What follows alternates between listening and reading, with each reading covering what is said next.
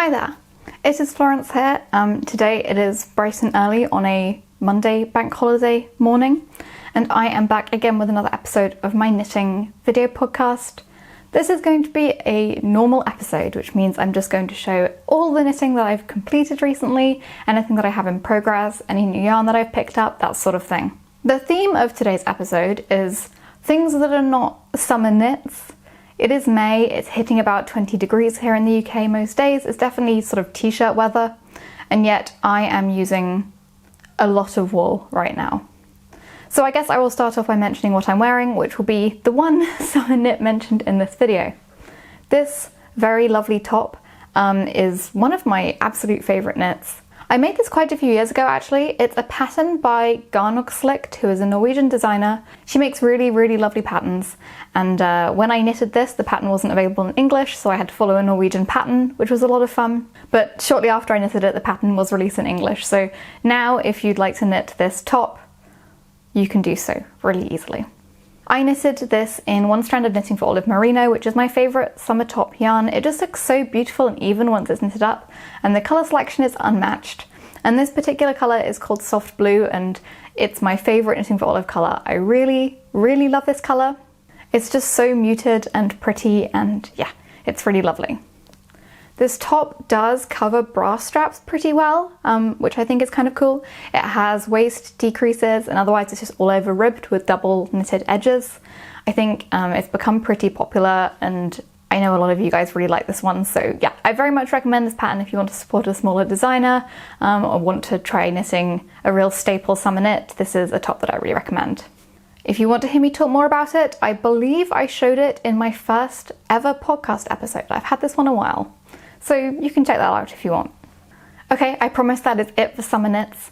Now we're going to get into all of the heavy wool things that I have been working on this spring, summer. Starting with the heaviest and wooliest of all, which I'm counting as a finished object, even though I'm not 100% finished with it. This is my Alba 1992 Winter Olympics sweater. Now I have talked pretty extensively about this over the last few episodes, just because this has been a project that I've been having so much fun with and I've been so excited to work on. So I really enjoy talking about it, and it's also one which I have modified quite significantly from the original pattern, so I sort of have a lot to say about it. I will unfold it so that you can see. At long last, I have an entire jumper. There we go. Now I said I will be going back and adding to it. Basically the only thing that I still want to do is rip out this collar and just add a little bit of extra length to the blue before I fold it and knit it back down again, just to make that collar a tiny bit chunkier, because I think these jumpers look really nice with a big chunky collar. Other than that, I am done with this, and so I am going to count it as a finished object. It is completely wearable right now. Where do I even start with this one? There's so much to say. I suppose I will start with the yarn. This is knitted in isager. The pattern is for about a 24 stitch gauge, I think, which is, well, that sounds quite a bit thinner than DK, but my colour work tends to have a bit of a tighter gauge than my stockinette anyway, so 24 stitch gauge in colour work is kind of achievable in DK for me. With that being said, I did want to pick something that I felt is a slightly lighter DK, and this Jensen from Isager I feel is generally kind of a lighter DK weight.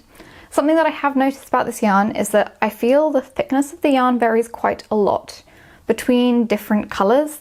Maybe it was just the particular skeins that I had, but I certainly found that the grey and this sort of bluey green colour felt a little thinner. The white felt quite thick and plush, which I really liked.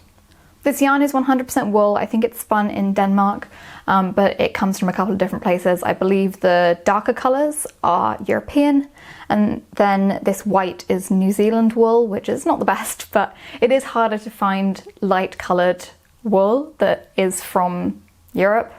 It's quite expensive. I want to say 100 grams costs about £15. I will put the price here. Of each 100 gram hank. You can sometimes buy it in 50 gram hanks. I know that my local yarn store with a lot of Isager yarn is willing to split the 100 gram hanks in half, since each 100 gram hank does kind of consist of like two 50 gram ones that are twisted together and they can be separated. I think that's particularly good for a pattern like this, where for all of the contrast colours except the white and the grey, I used under 50 grams. I'm actually not sure how much yarn this used. I'll try and do a calculation before I post this video and let you know, but it's kind of hard to tell, particularly because I was using a lot of like scraps. So I should say the yarn for this is not sponsored, like I bought it all myself. I spent a lot of money on it, but the white is left over from a previous project where the yarn was sponsored. So that doesn't relate to this, but I was gifted the white for a test knit and this is just what I had left over. So it's quite hard to sort of weigh what I have left to figure out how much of each colour I used. And yeah, like I can weigh this whole jumper to estimate the total amount, but the colour breakdown might be a little bit tricky. Perhaps I should have thought about that before I started and like figured out how much yarn I had to start so I could weigh what I have left for each individual colour, but I didn't think about that, which is unfortunate. The yarn is very nice. It's not super soft, but it's not ridiculously scratchy. If you've used any like heavy Norwegian wool or definitely like Icelandic wool, that is much scratchier. This is okay, but I think you want to be careful if you're sensitive to wool. I think if you're sensitive to wool, you won't like this. It's nowhere near merino softness. I think it works really, really well for colour work. It is a little bit grippy. I did find that it steeked really well. So if you're someone who's a little bit concerned about steeking, which I will talk more about shortly, I think this yarn is something that works really well. Or if you pick something similar, which is quite woolly, it will hold in place a lot better as you're cutting or knitting. But overall, I really enjoy how this yarn worked for this project. I did use 4mm needles, I think, by the way, which I think is a larger needle size than the pattern recommends. But I do feel like my gauge leans a little bit tighter, like not very tight. Normally I hit gauge with the recommended yarn and recommended needle size, but if it's one or the other, I'd say my gauge is a little tight. So this jumper I spent a lot of money on. This Jensen is very expensive. I think I mentioned in the last video, I don't necessarily recommend this yarn if you're on a budget. I feel like there is a lot of similar yarn that's pretty much just as good for a much cheaper price, but I do like it a lot. So if you do have a little bit more budget to spend, if you're a big fan of isager yarn, you might find yourself really liking this one. And for me, I was working on this jumper for so long and putting so much effort into it that I feel like spending more on the yarn is okay. Like I want it to be yarn that I really love since I'm going to be using it for so long.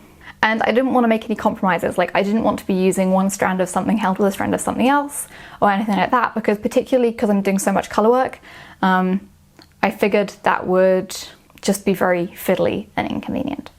Okay, onto the pattern. This is a vintage pattern that was released, I think it's like the official jumper of the Norwegian ski team from the 1992 Alba Winter Olympics. There are a lot of these patterns, there's like one for each Winter Olympics, and I think there are a couple for Summer Olympicses, as well as World Championships. There's loads of them. I will link in the description a page where a lot of them are pictured in case you're interested in knitting one for yourself and want to know which year's pattern you want to track down.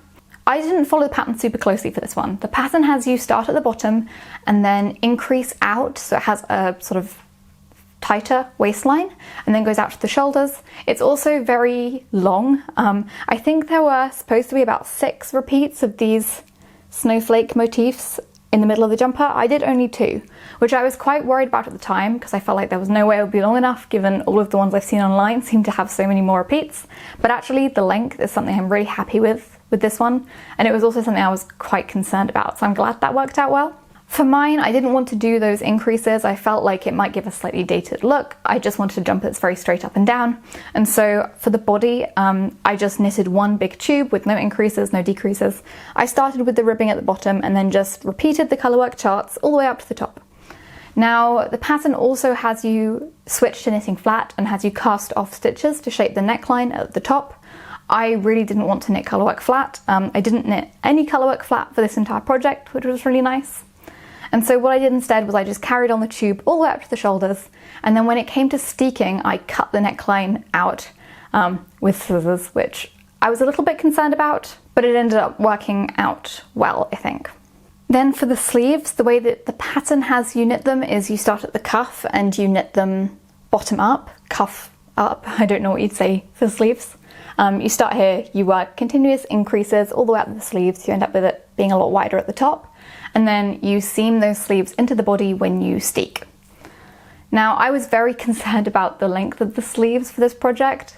I'm a non-standard height for a unisex jumper. I'm a pretty average height woman. I'm about 163 centimeters tall, but in the grand scheme of knitting, that's quite short. And so I felt like if I followed the lengths, in the pattern, it would end up being too long. And it's very hard to judge exactly where those sleeves are going to sit when you're knitting them not attached to the jumper, particularly because I hadn't seamed up the shoulders or steeked the armholes. I couldn't even try on the body of the jumper to get an idea of how high those sleeves would sit. And so what I decided to do was I knitted the sleeves top down. I cast on a number of stitches that wasn't in any of the sizes. Like, I made up a stitch count. I think I picked a stitch count that was smaller than the smallest size, just because I felt like the sleeves were very, very wide in the original. And then I knitted half of a sleeve top down. I then repeated that and knitted a second half sleeve, so I had these two half sleeves top down, and then when I reached like the halfway point of the sleeve, I put all the stitches on hold and I blocked everything. And then I assembled the entire jumper using the body that I had finished and blocked, and then these two half sleeves knitted top down. I put those sleeves in, and then I'll try and put a picture here. I had like this strange jumper with half sleeves. I then put the stitches of the half finished sleeves onto my needles and knitted the rest of the sleeve top down to length, because I could easily try it on at that point to see the length that I wanted. That worked out really well, and that is certainly something that I will do again if, and I think it's kind of inevitable, so maybe more when I knit another one of these jumpers. The sleeve length turned out perfect for me. I will try and film some try-on footage and put it in here so you can see. I'm actually so happy with the fit, especially considering I picked a random stitch count for the body that wasn't part of any of the sizes. I picked random stitch counts for the sleeves that weren't any of the sizes. I had to guess the length of the body and figure out, I guess when you're knitting this body bottom up, the point where you make a decision about how long the body is going to be is when you get to these snowflake repeats, because the length of the body depends on how many of these snowflake repeats in the middle you do, and then you have a sort of fixed length that you add on top, being this large motif and then this small one at the top. And so you've only got this much, and you have to decide exactly how many of those repeats you need to achieve the exact body length you want. And I found that super hard. So I did find some jumpers that I liked the fit of, laid them flat, measured the big motif I'd done at the bottom to figure out how much space that would take up, and I had a guess, and I'm really happy with the result. But it did feel like a little bit of a shot in the dark, and I think when I knit another one of these, that will be something that I end up worrying about again, especially if the top part of the design is not the same as the bottom bit, and so I'd have to like do some maths with my row gauge to try and figure out how much extra length would be added. Yeah, it's kind of tricky. Okay, I'm going to talk a little bit about the steeking. I did film some footage of myself steeking, but I think my flatmate had the washing machine going as I was steeking, so I don't know how usable the audio in the clips is. If it's good, maybe I'll add some more steeking footage at the end of the video, but I'll just put a little bit over my speaking here as well for those of you who aren't interested in watching the full steeking section of the video. The way I steeked this was I did machine sew it. Honestly, it's one of those things I feel like you don't have to worry that much about. This wool is quite grippy, and even when I just cut my swatch open without any reinforcement at all, I didn't really feel like it was falling to pieces.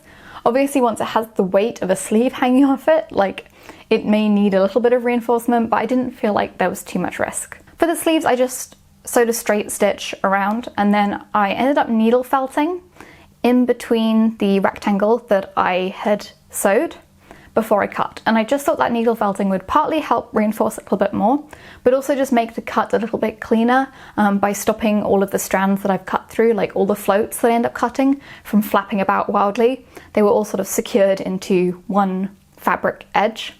And I really liked how that turned out, and I would do that again. For the collar, because I was cutting horizontally, and knitting is much more likely to unravel when you cut horizontally than vertically, I was a little bit more concerned, and so I did a straight stitch around the collar, and then I did a zigzag stitch exactly over the top. And then I needle felted, and then I cut it. And this is probably not all necessary, but it just gave me the peace of mind that I needed, and I'm pretty confident it's not going anywhere. Also, I should say, I think the pattern had you cast off stitches to shape the collar on both the front and the back of the jumper from memory. I steeked the front, if you can see, but on the back, I didn't steek, so this motif just carries on along the back of the neck. You could steek the back if you wanted to, I just didn't feel that it was necessary. So yeah, the order I did things in was I steeked the armholes, then I did a 3-needle bind off to close up the shoulders, but left stitches on hold for the collar in the middle as I did the bind off. And then I think I sewed the sleeves in after that and then addressed the collar steeking afterwards. So I then marked where I wanted to sew and felt. I sewed, I felted, and I cut. And then I picked up stitches around the collar to knit the collar. Oh yeah, this is another modification I did actually. I feel like this is all over the place. I'm so sorry if this is just like a big mess of me rambling. The collar is supposed to be colourwork. I think it's supposed to have a similar motif to this one along the shoulder, but I am just going for a ribbed collar. I feel like the ribbed collar is easier to get to fit well, like it is less likely to be too big or too small, and I'm not super confident with my colourwork gauge, so I felt like it would just be a lot safer to do non-colourwork rib, because I know that it can fit over my head and I also know that it won't flare out. Obviously, if you do colourwork, you can put elastic in or something to make it sit better, but I just didn't want the stress of that, and I think the jumper is so busy anyway. I don't feel like it needs another design around the collar, at least in my opinion. It will be cute with it, but I don't think it's worth the extra effort. So yeah, I think that's all for my 1992 Albaville Winter Olympics jumper. I really want to wear this. I'm very disappointed that I'm finishing it and the weather's become all warm and I'm not going to be able to wear this to the office. But you bet when the weather gets cold in the autumn, I will be wearing this. Actually, I did have a lot of people sending me messages when I was posting pictures of myself wearing that jumper, and they were saying that like they wish they could have a jumper like this, but they're too intimidated by it. Firstly, you can buy these jumpers on eBay. All of these designs from the Winter Olympics were sold as finished items as well as knitting patterns, and so you can buy them on eBay or Etsy quite easily. But also, I swear this is a much easier project than you might think. Because most of the colourwork is just big circumference knitting in the round, and if you make it like I did with the Steeking, you don't ever have to knit colourwork flat. It's one of the easiest colourwork projects I've ever done. The sleeves are a little fiddlier because they're smaller circumference, but I swear that body is just pure, easy colourwork that you don't have to worry about. And by the time you've knitted that entire body, you're probably good enough at colourwork to do a collar or sleeves or whatever anyway. Yeah, I strongly recommend these patterns, even to colourwork beginners. It's not as scary as it looks, and I promise the Steeking will be okay. Okay, that was a lot. I will say I had a couple of work in progress pieces in my last episode that I'm not going to talk about in this episode. I feel like I have a lot to talk about already. The swan blouse, the single strand mohair 72 row gauge blouse.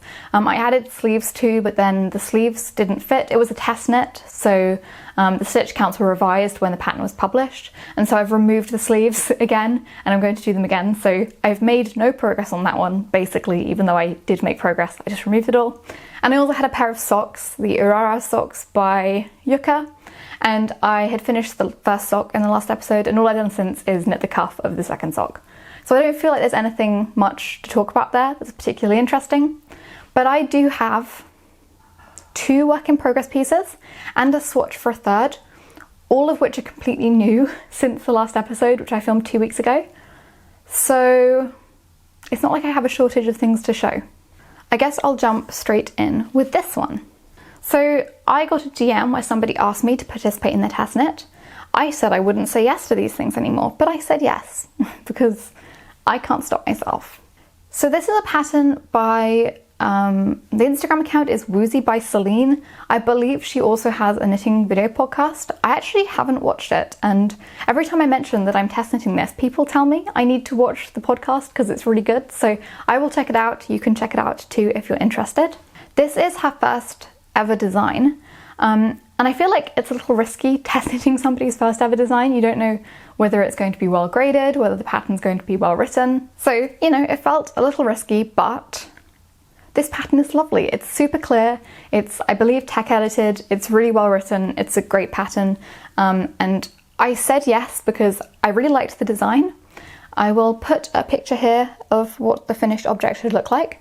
It's a very plain stockinette jumper with no rib. It has non-folding stockinette edges, which are fun. And it has like flared sleeves, which I think is super cool. The original was knitted in Isager Eco Soft, which I think is now just called Isager Soft because they released it in more colours, which are like dyed. So it now comes in fun colours rather than just neutrals. I went on a trip to Loop, which is a London knitting shop, last weekend, I think. And I knew I wanted to pick up some yarn for this project, but I didn't really know what, so I just went and looked around the shop and I ended up picking up this. This is actually 75% cotton, so maybe this does count as a summer knit. You know, it's chunky, it's got mohair in. but I could count it as a summer yarn. This is Hurst from Camarose. I'll hold it up a little closer so you can see it's very speckly. This one is 75% organic cotton, 16% something wool. It is not written in a language I speak, so yeah. And 9% organic cashmere. Does ecologisk mean organic, or am I making that up? This is the problem. I'm convinced I can read words in a lot of European languages because they sound like things in English, even if I actually can't. Anyway, this colour is 8200 marmor. And yeah, Camarose is a Danish brand, I think. This is a hand wash only yarn, and it kind of has like a cotton chainette core with the wool and cashmere, I guess, like almost blown through it. It kind of looks like a blow yarn, but not quite. Does it have gauge recommendations on it? Yes. So this is 120 meters per 50 grams, and it suggests it can be used for a 17 to 18 stitch gauge on 4mm needles. Now this pattern I think has a 16 stitch gauge on 5.5mm needles. I think that's right. So this was not going to be thick enough on its own, and I was a little undecided on what I wanted to hold with it. I ended up going with mohair. I think part of the reason I went for mohair is because the wear of this kind of yarn worries me a little bit. Like, because it is a tiny bit fluffy, I feel like I can't shave it with a fabric shaver very easily, because I would lose some of the fluff and end up with just like a cotton jumper, which wouldn't be that nice. So I wanted something that would sort of form a layer over this yarn and protect it a little bit from pilling. And for that reason I went for mohair. These like mohair fibers I find are pretty durable. Sometimes you get fluffy bits that you have to like cut off, but I don't think things pill particularly when you hold them with mohair. And so this is the Isager silk mohair in the colour 2S.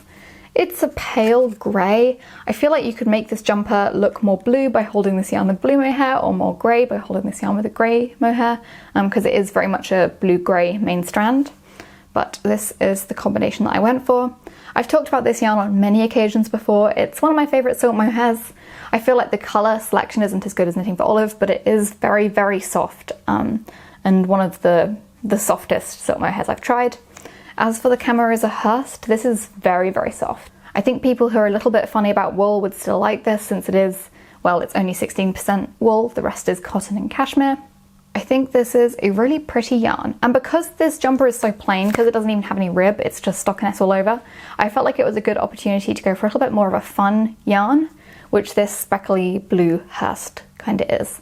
So, I will show my progress. Unfortunately, both of my work in progress pieces are on 5.5mm needles.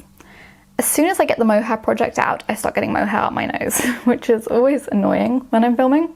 So yeah, I had to remove the needles from this because I'm using them for the other project that I will show shortly. But I'm making really good progress on this one. I knitted pretty much all of this, I think, last weekend. So it was very, very quick. You'll see, like, I've knitted a lot this week, and I have a full-time day job. So I don't have a lot of opportunities to knit. So if I've made this much progress, you know that it is a quick project. This has, I guess it's called like contiguous shoulder shaping. So you cast on for the collar, you do the special no roll stockinette technique, and then for the shoulders you start by increasing only for the body. So you get these like 2 stitches that go in between where the increases happen, and then you increase between those 2 stitches to increase for the sleeve, you can see here. And then finally it goes into a bit of raglan shaping at the bottom of the yoke. This is quite a familiar construction method for me. I've released a pattern which uses this kind of shoulder construction. The Tombow tee uses this. I'm hoping to release a Tombow sweater this autumn which will use the same shoulder construction. So this is a favourite for me, I really do enjoy it. And yeah, I actually haven't tried this on because I really hate transferring my stitches onto a try-on cable. I find that they always end up being dropped as I try to transfer them between my needles and the cable, so I always put it off. I was like, oh, I'll just finish the body and try it on, because it's such a quick knit that if I then decide the fit isn't right, then I don't actually have that many hours of work to rip back. Anyway, I think I'm actually getting quite close to the body being done, and it looks beautiful, so fluffy and such a lovely colour. So after that I will pick up stitches and I will do the sleeves with the increases to give them like a flared shape. And I'm really looking forward to trying this on, seeing it done and wearing it once autumn comes around. Because it is mohair, I feel like it's not something I'll want to wear over the summer. I don't mind wool for the summer, but maybe not mohair. In case any of you guys are interested in testing for Woozy by Celine, I will just speak a little bit about the test knitting experience. It has been really, really good. There is a group chat on Instagram that we've been using where people are sharing their progress and their swatches and anything like that. And the designer has been super receptive to feedback. There was a lot of discussion about what type of short rows are the least visible. I feel like you learn a lot being in a tested group chat like that because people have all different suggestions for changes that they would make to the pattern, and then there's discussion about whether other people would do the same thing. It's been a really great tester experience, so if you are interested in testing for Woozy by Celine in the future, I do recommend it, assuming the experience remains roughly the same. Oh, and I'm making the smallest size of that jumper, which is the size that I should make according to measurements. But I think my gauge is ever so slightly off as well, so it will be slightly smaller than the smallest size when it's done. I think I decided it wasn't off enough to justify changing needle size, so yeah, we'll see how it fits. I think it will be cute. On to the next thing. So where do I start with this one? I have been doing a lot of very thought-intensive knitting lately at quite small gauges, like that blouse that was an original design, so it required a lot of thought. The swan blouse, which is just a crazy row gauge. That colourwork jumper that, I mean, it's all over colourwork, so it takes a long time. I've forgotten how good, quick, instant gratification knits sometimes feel. I have quite a few trips lined up for the next couple of months. I have another work trip to Stockholm. Right after that, I'm going to Wales, and after that, I'm going to Helsinki with my sister. So I want to be able to pack light for all of those trips. And for me, when summer comes around, it normally involves linen floral dresses. I have a lot of linen floral dresses. They're just the thing I like to throw on the most in hot weather. And so I wanted to knit something that I can take with me on all of these trips that will pair well with all of the dresses that I'm taking. So I can just have like a bunch of linen dresses and then one outer layer just for early mornings. Honestly, I don't know how cold Helsinki is in the summer. I haven't been before. I imagine it's fairly warm. Stockholm probably won't be that much colder than the UK, but it's good to have something. So I was trying to think about what kind of garment I might like to wear over these dresses. My first thought was maybe the levitate wrap by My Favorite Things Knitwear. I didn't want to do an original design because I really didn't want to use the brain power. So I was looking at My Favorite Things Knitwear designs because I actually haven't knitted anything by My Favorite Things Knitwear in kind of a long time. And the levitate wrap I thought looked okay, but I was going to have to knit it quite off gauge to get the fit that I wanted. The extra small is still very, very large in that pattern. It's super oversized, so I don't have the option to size down to have less positive ease, and I'd have to knit off gauge and do a lot of figuring out in terms of armhole size, and I wasn't really sure it was going to end up looking how I wanted it to look anyway. So I ended up going for a different My Favorite Things Knitwear pattern. This one is, I'm going to say cardigan number 9. I hope that's correct. I can never keep up with all of the numbered My Favorite Things Knitwear patterns. But this is a saddle shoulder cardigan. It's very classic looking, and it's knitted, I believe, in, well, there are a bunch of yarn options. One of them is Woolia from Gepard with silk mohair. I really like Woolia. Another option is knitting for olive heavy merino with silk mohair. Now I know knitting a summer cardigan in Norwegian wool sounds kind of counterintuitive, but mohair is my number one nemesis in the summer. And I actually think wool, just like one strand of wool, generally is okay, particularly if it's a cool morning or something. And so my Ivory Room, which is my favourite yarn shop, I think anywhere, has started stocking a lot of yarn from Rauma, and so I wanted to try out some Rauma yarn. I actually had this already in stash. I was planning on using it for something else, but I'm going to use it for this and then replenish my stash afterwards so that I can also use it for the other project that I had in mind. This is Fivel from Rauma. This is, I believe, 100% Norwegian wool, 100 meters per 50 grams, and the recommended gauge is 16 to 18 stitches. I think this pattern is supposed to be knitted to a 16 stitch gauge as well. So I felt like this would maybe work. I did do some swatches. Where are my swatches? Here we go. So I swatched before I started. This is the Fivel on 6mm needles, and then this is the Fivel on 5mm needles. So it's not really transparent at all. I think that this 6mm needle fabric honestly would be okay for a cardigan or something. This 5mm one has a lot more structure to it. I think this also works. I guess since everyone's gauge is so different, I will say this 6mm needle one knitted up to a 15 stitch gauge for me, and this one is at a 17 stitch gauge on the 5mm needles. And so I'm knitting the cardigan on a 5.5mm needle, so I don't have a swatch for it, but I'm assuming the gauge will be fine given 15 stitch gauge, 17 stitch gauge. I want the gauge halfway in between, and so I'm using the needle size halfway in between. It will be okay, it's an oversized cardigan, it doesn't matter too much. Now, if you've used Norwegian wool yarn before, I think you might be surprised at how soft this one is. I would say it's like definitely the softest Norwegian wool I've tried, and at least for me, I'm not particularly sensitive to wool, but I can be a little bit funny about some scratchy wool. I think I could wear this against my neck with no problems, which is quite unusual for such a hairy wool. It's very lightly spun, so I feel like the yardage isn't bad for how thick the yarn is, actually. And this colour is like my favourite colour to knit with, this sort of very pale grey. It's just beautiful.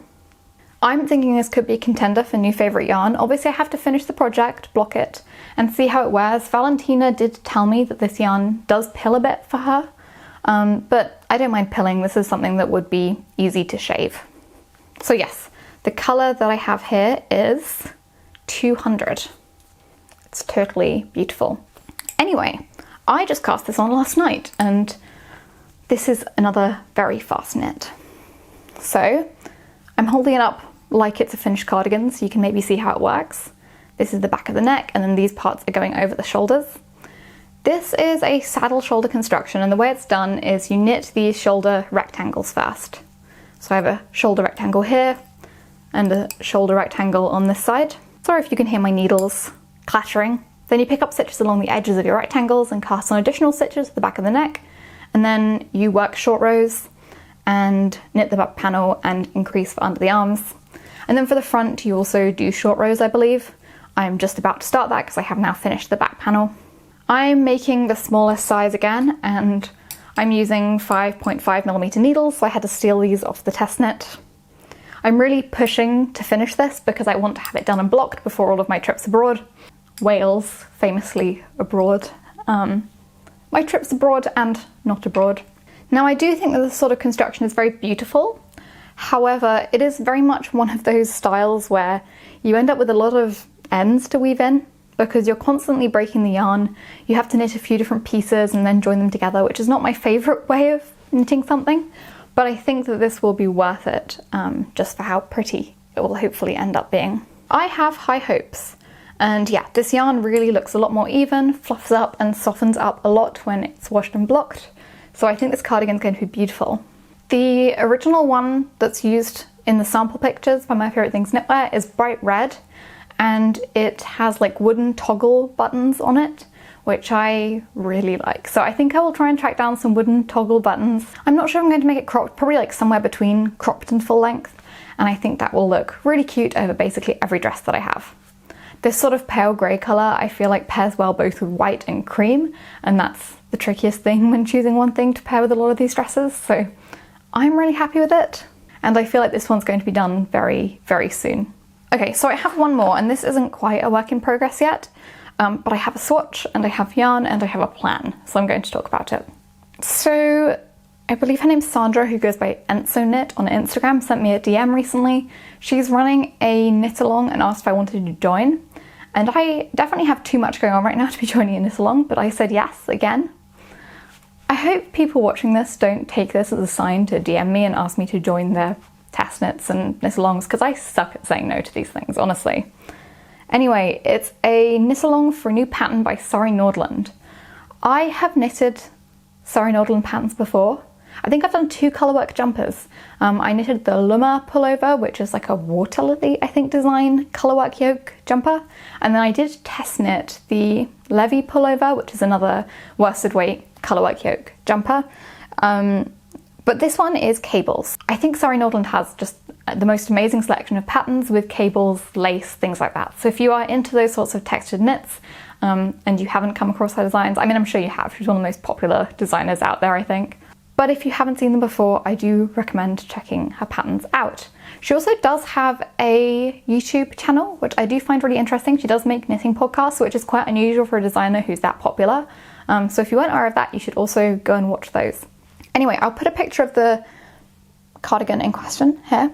This is called the Book Club cardigan. I think it's a brand new release and it's an all-over cable cardigan with pockets. I think it's really cute. I think it'll be lovely for winter.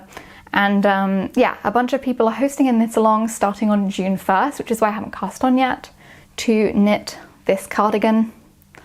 Now, the cardigan is knitted in sport weight, held with mohair. I actually haven't bought the pattern yet. I never buy patterns until I'm literally sitting down, holding the yarn and the needles, ready to cast on, which I think is a good thing in general. But yeah, I haven't looked at the pattern, so I can't talk so much about how the pattern is written or the construction or anything like that. But I did do a moss stitch swatch. And as I said, it's supposed to be knitted in sport weight and silk mohair, or I think an alternative suggested yarn was Durare Natura Gilliatt, which is worsted weight merino. I was really tempted to knit this in tweed actually, and there aren't very many worsted weight tweed yarn options that I've seen, and so I ended up going with the tried and tested, this yarn that I always find myself reaching for. It's good old Sandnes garn Gynt. This comes in a bunch of tweed colorways. It is like another Norwegian wool yarn. This says 75% Norwegian wool and 25% Peruvian tweed from wool. 25% tweed? Interesting. Anyway, it's 100% wool, it's 91 meters per 50 grams, and it says it knits up to a 22 stitch gauge. I would say this is a slightly thicker DK, but I didn't have the confidence to try and knit a worsted weight pattern with just this, and so I did also pick up good old Isager Alpaca 1. I've also used this bunch.